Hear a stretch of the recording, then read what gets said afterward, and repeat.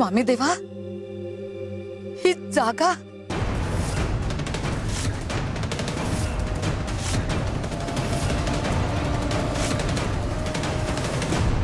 वेळ आली आहे सुंदरे, वेळ आली आहे सुंदरे, वेळ आली आहे सुंदरे, वेळ आली आहे सुंदरे, वेळ आली आहे सुंदरे, वेळ आली आहे। नाही देवा, असं नाही होऊ शकत, असं नाही होऊ शकत देवा।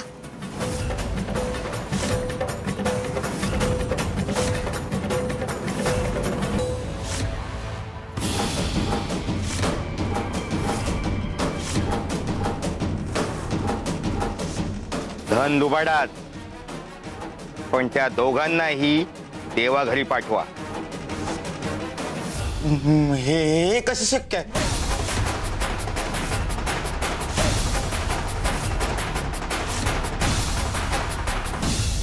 बायको मुलावर संकट आलं आणि एवढा घाबरला? मीही तुझा सख्खा भाऊ होतो ना सोपान।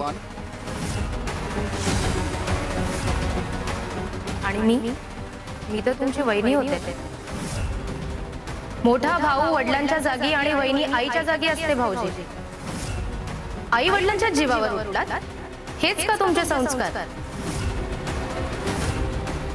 नाही, आज दोन्ही निष्पापांना तुझ्या कर्माची फळं भोगावी लागतायत सोपान। तुमच्या या अवस्थेला तुम्हीच जबाबदार आहात सोपान भाऊजी। स्वार्थासाठी आम्हाला विकलस? धनासाठी नाती मारलीत तुम्ही। नाही। पादुकांसाठी माणुसकी गमावलीस? नाही, नाही, हे खोटं आहे, सगळं खोटं आहे। मी काही चुकीचं केलेलं नाहीये।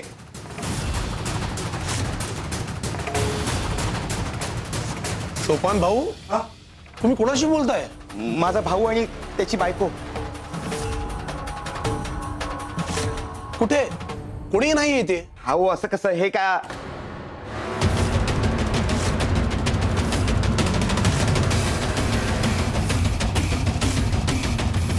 हे हे कुठे गेले? हे कसं शक्य आहे? नाही, नाही, हे काय होतंय माझ्यासोबत? नाही, नाही, हे नाही होऊ शकत। नाही, नाही,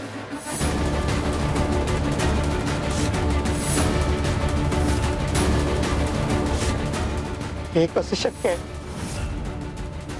हे सगळं काय होतंय?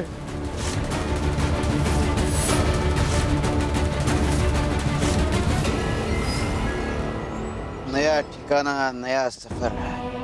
सफर पर निकलने से पहले कुछ जिम्मेदारियां पूरी करनी होगी।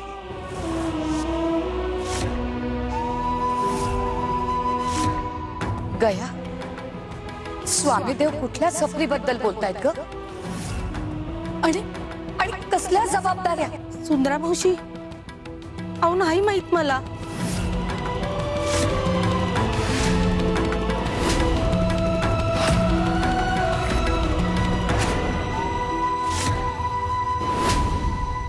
बाबा,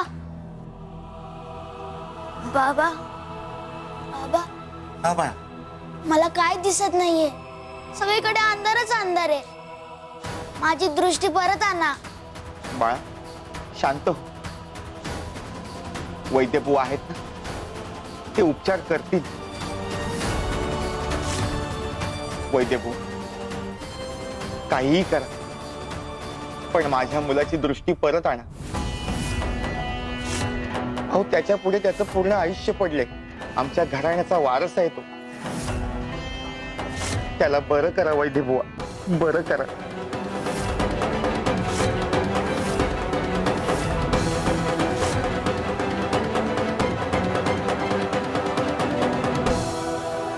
माफ करा सोपान भाऊ, मी या आधी सांगितलं आणि पुन्हा सांगतो की कुठलंही औषध आणि कुठलाही वैद्य याची दृष्टी परत आणू शकत नाही। नाही, हे बघा, हे मला मान्य नाही।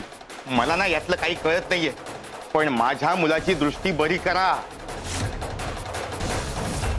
त्याला बरं करा हो। सोपान भाऊ, अहो समजून घ्या, माझ्या हातात काहीच नाही। हे बघा, मी माझं घरदार विकेन, काहीही करेन, पण तुम्ही त्या दोघांना बरं करा हो। माझ्या मुलाची दृष्टी परत आणा। सोपान, दृष्टी तुझ्या मुलाची नाही तुझी गेली आहे.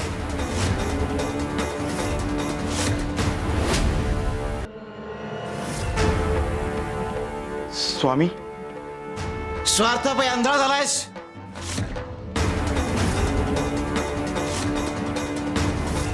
भावाला ओळखू शकला नाहीस. पादुकांचं महत्व कळलं नाही. योग्य अयोग्य यातला भेद हरवून बसलास.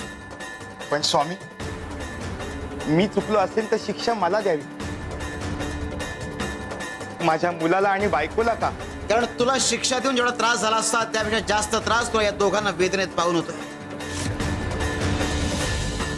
आणि ही वेदना तुझ्या डोळे उघडणार आहे. स्वामी, स्वामी कृपा करा, पण या दोघांना बरं करा स्वामी.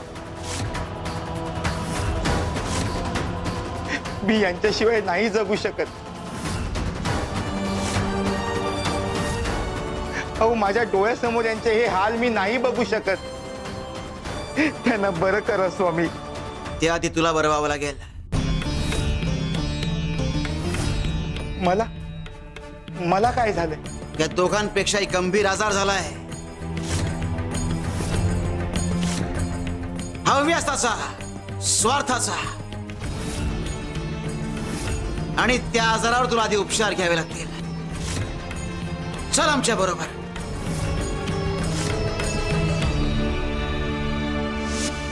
स्वामी देवा, चला बरं स्थानावर. भक्त दर्शनाच्या आशेने आले तो. त्यांना माहित नाहीये तुम्ही इथे आहात ते. सुंदरे, ज्यांना दर्शन द्यायचे त्यांना आम्ही देऊ. तू चिंता करू नकोस.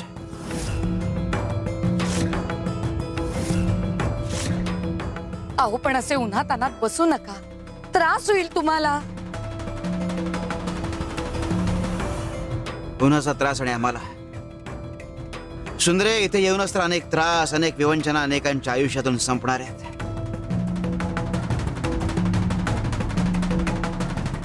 इथे जो ओलावा, जो थंडावा मिळतोय तो इतर कुठे नाही. इथेच खरी शांतता आहे.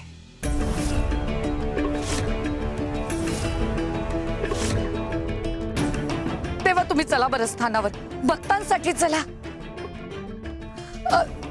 निदान माझ्यासाठी चला. तुम्ही चला बरं.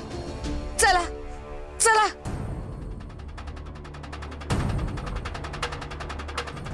चला स्थानावर. चल ग गया.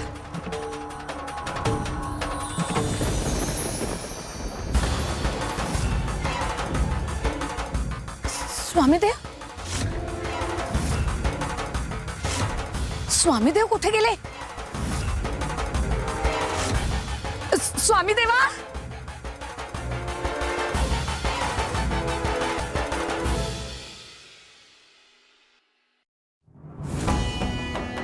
स्वामी, मी चालतोय तुमच्या सोबत, पण माझं मन अजून घराकडेच अडकले. बस आता इथपर्यंतच. पण स्वामी, स्वामी, स्वामी कुठे गेलात तुम्ही? स्वामी, मी इथेच आहे सोपान. तुला जे सांगितलंय ते कर. कणगी शोध. कणगी. स्वामींचा फक्त आवाज येतोय, म्हणजे आता मला एकट्यालाच पुढे चालायचं.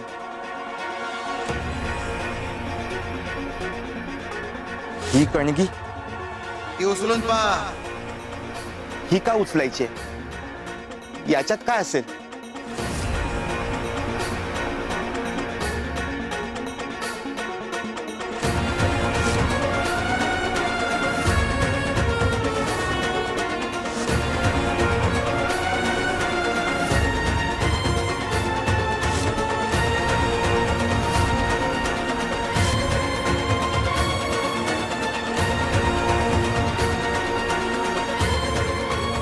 सोन्याची नाणी आणि चांदीची नाणी.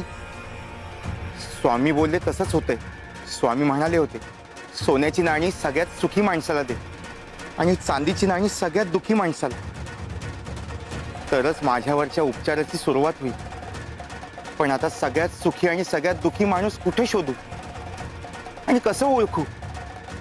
आणि इकडे सुमित्रा आणि गणू अशा अवस्थेत आहेत. पण नाही, स्वामींची आज्ञा आहे, पाळावीच लागेल, तरच ते दोघे बरे होतील.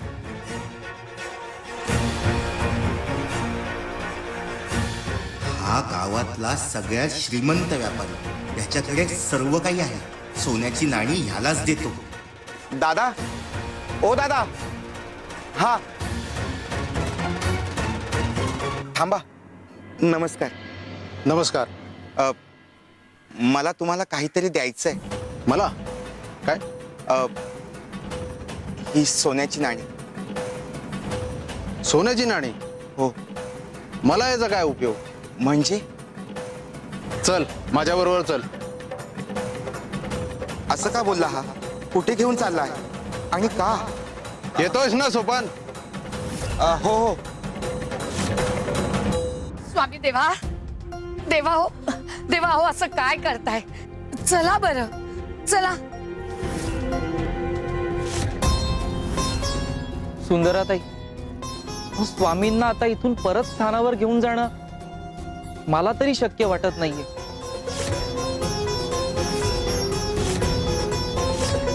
पण मी माझे प्रयत्न थांबवणार नाही. मी स्वामी देवांना इथं एकटं बसू देणार नाही. तेव्हा चला बरं. देवा, तुम्ही येणार आहात ना स्थानावर? देवा, देवा, माझी शपथ आहे हा तुम्हाला. तुम्ही चला. नको सुंदरे, चुकीचा पायंडा पाडू नकोस. आज तू शपथ घालशील, उद्या इतर भक्त शपथ घालतील. आमची अडचण होईल आणि भक्तांची.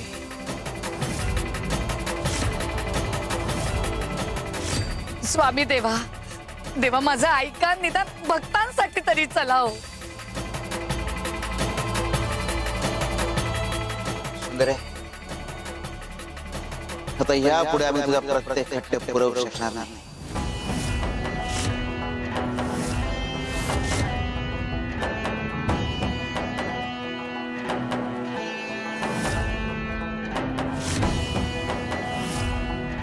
नाही देवा, तुम्हाला ऐकावंच लागलं. मला माहितीये तुम्ही भक्तवत्सला, भक्तच तुमचं सर्वस्व आहे. भक्तांना सोडून तुम्ही कधीही कुठेही जाणार नाही, कुठेही रमणार नाही. आणि मी रमू देणार नाही. माझ्या भक्तीचा कस लागला तरी चालेल.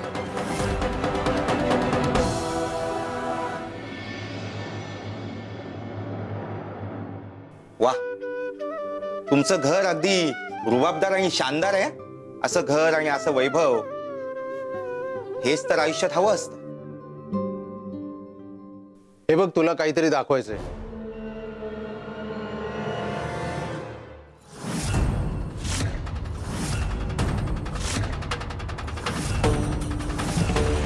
एवढं धन? अहो, तुमची तिजोरी तर खचाखच भरलेली आहे. अरे, धनाची मला कधीच कमतरता नव्हती. आयुष्यामध्ये वाटेल त्या मार्गाने मी धन जोडत गेलो. पाप केली, चुका केल्या, योग्य अयोग्य मार्गाचा अजिबात विचार केला नाही धन कमवताना. अहो, पण हेच तर माणसाला हवं असतं ना आयुष्यात. आता एवढं धन आहे म्हणजे तुम्ही सुखीच असाल. हेच हवं असतं. अरे, पण हेच म्हणजे सुख नसतं. अरे, जसं धन वाढत गेलं ना, तसं माझं सुख नाही वाढत गेलं. उलट चिंतेत भर पडली. चिंता? चिंता कसली? दरोडेखोरांनी माझं धन लुटून नेलं तर? पैशासाठी कुणी माझा खून केला तर? अरे, या भीतीपायी मला रात्री झोप लागत नाही. हे धन कुठे लपवावं, कसं लपवावं, हेच विचार सतत डोक्यात येत राहतात. या पैशामुळे मी आयुष्याचा आनंदही घेऊ शकलो नाही आणि या पैशाचाही नाही. अरे, सगळं असूनही मी दुःखीच राहिलो. एवढं धन असूनही तुम्ही दुःखीच? अरे, जिथे हाव असते ना, तिथे शांती नसते. आणि जिथे शांती नसते ना, तिथे सुख नांदूच शकत नाही.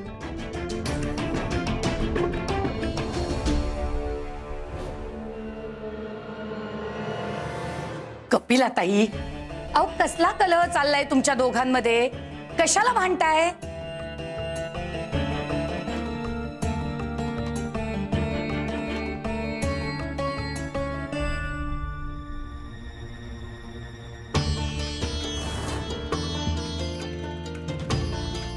अहो सुंदरा मावशी, ह्याचं असं म्हणणं आहे की स्वामी वर बसतात आणि भक्तगण खाली, त्यामुळे भक्तांमध्ये आणि स्वामींमध्ये अंतर निर्माण होतं, त्यांची भावना एक होत नाही.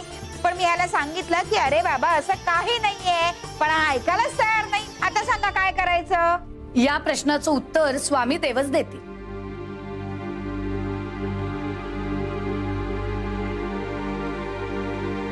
कपिले, जा एक तांब्या भरून पाणी घेऊन ये. हो.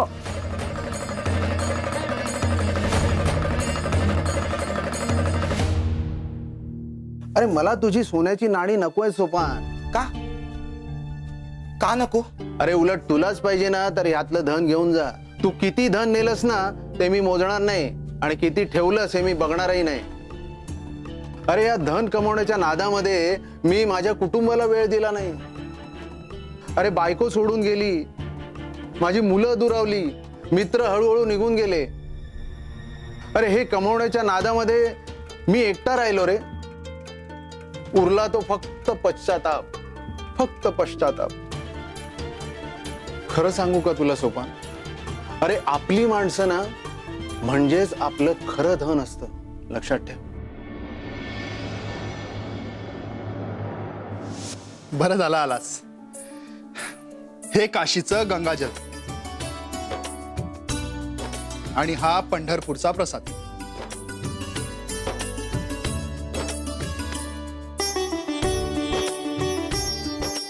आणि हे गणूसाठी खेळणी. आणि सुमित्रा तुझ्यासाठी खण आणि इत्र.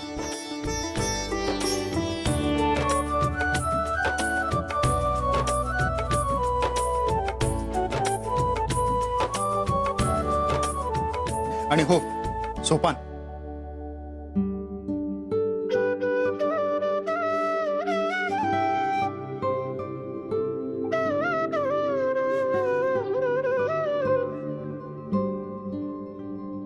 ही चैन तुझ्यासाठी. यामध्ये प्रत्येक देवस्थानावरील चिमूटभर भस्म आहे. तुझ्यावर सदैव देवांचा आशीर्वाद असावा आणि तुझं रक्षण व्हावं म्हणून मी हे घेऊन आलो.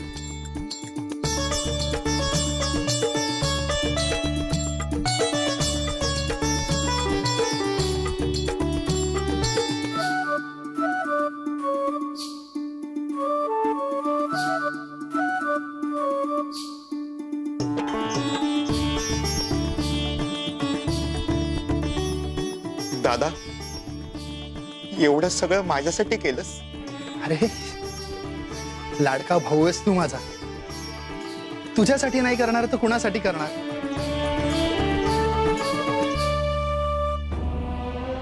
अरे जीव की प्राण आहेस तू माझा. अरे रडतोस काय? रडू नको दादा.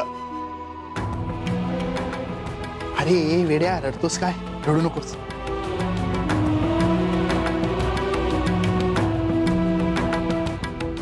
तुझ्यासाठी नाही करणार तर कुणासाठी करणार? अरे जीव की प्राण आहेस तू माझा. स्वामी घ्या. पे पाणी. स्वामी मला तहान लागलेली नाहीये. तुझ्या प्रश्नाचं उत्तर तुला मिळालं. पे पाणी.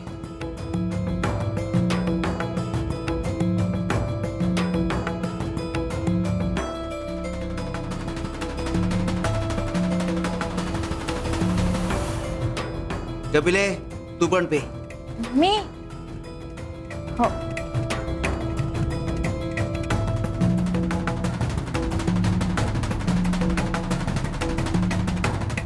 स्वामी नेमकं काय सांगू पाहताय तुम्ही?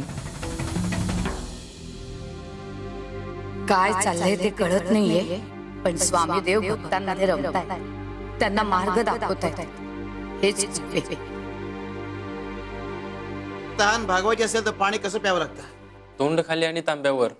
अगदी असंच आहे ज्ञानाचं आणि कृपेचं. कृपेचा तांब्या म्हणजे गुरु. जर ज्ञान मिळवायचं असेल तर त्याच्या चरणांशी बसूनच ते मिळवावं लागतं. झऱ्याचं उदाहरण घ्या. जर झऱ्याखाली न्हायचं असेल तर झऱ्याखाली उभं राहावं लागतं. लांब उभं राहून असं म्हणून चालत नाही की पाणी अंगावर का पडत नाहीये. जो गुरुचरणी लीन होतो त्याचा उद्धार होतो आणि जो अविश्वास दाखवतो तो शंकांच्या जाळ्यात अडकून राहतो. समजलं स्वामी. मी खूप चुकीचा विचार करत होतो. तुला समजलं रे, तू शहाणा झालास, पण सोपान अजून तो शहाणा झाला नाही. त्याला शहाणा करावं लागेल.